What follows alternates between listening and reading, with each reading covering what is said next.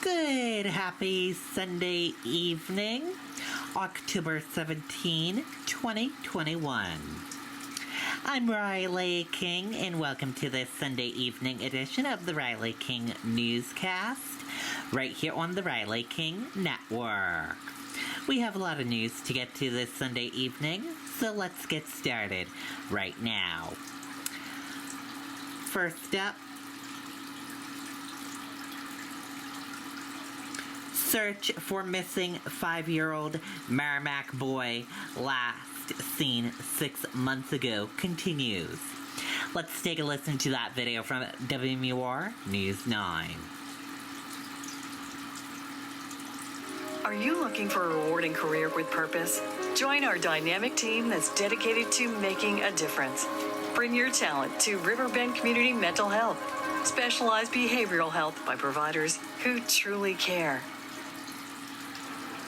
Yeah, Monica, the New Hampshire Attorney General's office tells us they've received a number of helpful tips from the public, but so far, no concrete evidence as to where 5-year-old Elijah Lewis may be.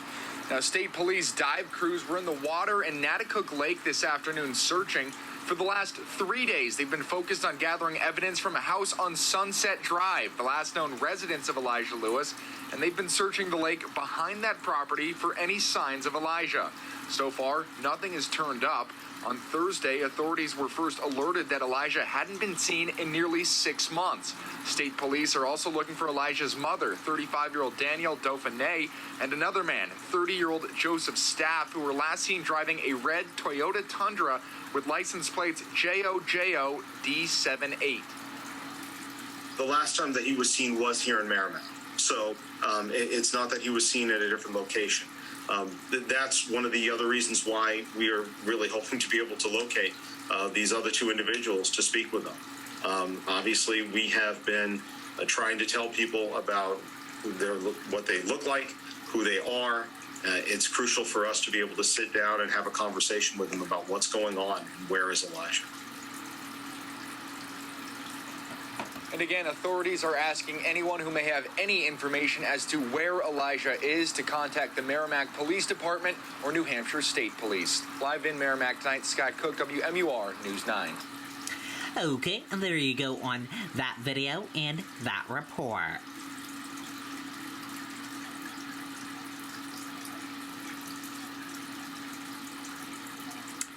Hudson firefighters battle house fire after flames ignited 2 days in a row. Let's take a listen to that video from WMUR News 9. In times like these, we're all spending more time with family and more time working our land. In Hudson, the state fire marshal's office is investigating the cause of a fire that destroyed that home. Hudson fire officials first responded to 22 Boyd Road just after 5 o'clock last night. Crews were able to get the fire under control, but were called back early this morning for a second fire there. The home, as you can see, is a total loss. The flames also spread to a car in the driveway. Approximately 6:11 this morning, we responded here for a structural fire. As you're aware, this is the second fire on the property. Upon arrival, the crews found heavy fire upon arrival with no occupants here. So fire remains under investigation with no injuries. The fire chief says 3 people were taken to the hospital last night for mild smoke inhalation. He says the fire is not considered suspicious. Okay, there you go on that video and that report.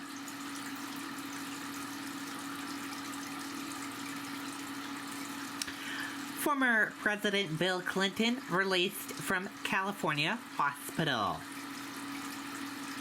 Former President Bill Clinton was released Sunday from the Southern California hospital where he had been treated for an infection. The former president was released around 8 o'clock a.m. local time from University of California, Irvine Medical Center.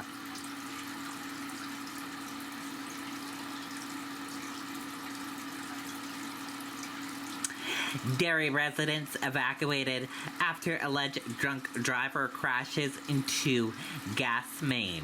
Let's take a listen to that video from WMUR News 9. Now's the time to get a great deal on taking care of your property. You need the #1 rated reliability of Kubota compact tractors so you can do it all and do it right. Z-Series mowers that deliver a quality cut. And Sidekick utility vehicles where durability meets speed. Right now, bring home select Kubota equipment for 0 down, 0% APR for up to 84 months and save up to $1,400. Chapel Tractor, where you'll notice the difference since 1955. Accident happened at 38 Crystal Ave in Derry at about 11:40 on Saturday night. A vehicle struck the side of a building, breaking a natural gas line. The building contained a vacant commercial area on the first floor and 2 apartments on the second. The Derry Fire Department evacuated 21 buildings in the area, a mix of commercial and residential. The evacuation lasted about 2 hours. The driver of the car was 37-year-old David Noble of Derry. He was arrested at the scene for driving under the influence, conduct after an accident, and disobeying a police officer. Liberty Utilities was able to shut the gas off just before 1 a.m. Residents were notified it was safe to return about a half an hour after that. They found that there was a break in the natural gas line below the meter and towards the ground, and there was an active high-pressure leak. We identified what we call a hot hazard zone. We worked to remove residents from that area. We used an emergency notification system called Code Red. The driver of the car was released on summons. He'll be arraigned on February 3rd. In Derry, Jason King, WMUR News. Okay, there you go on that video and that report.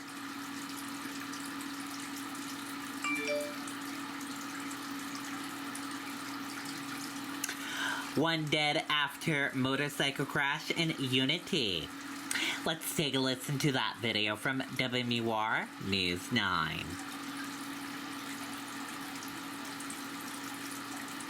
This morning, one person is dead after a motorcycle crash in Unity.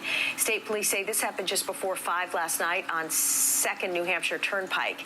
The driver was pronounced dead at the scene, the identity being withheld until family notifications are made.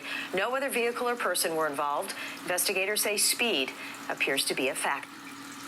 Okay, and there you go on that video and that report.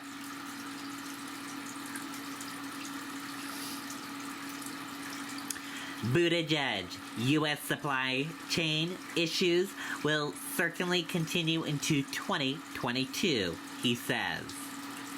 Transportation Secretary Pete Buttigieg predicted on Sunday that supply chain issues facing the U.S. will continue into 2022, but stressed that Congress potentially passing President Joe Biden's infrastructure proposal is the best way to help alternative in those problems.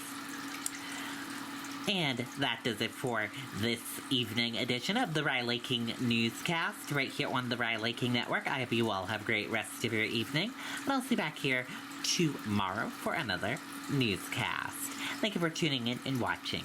Have a great evening, everyone. Good night, goodbye.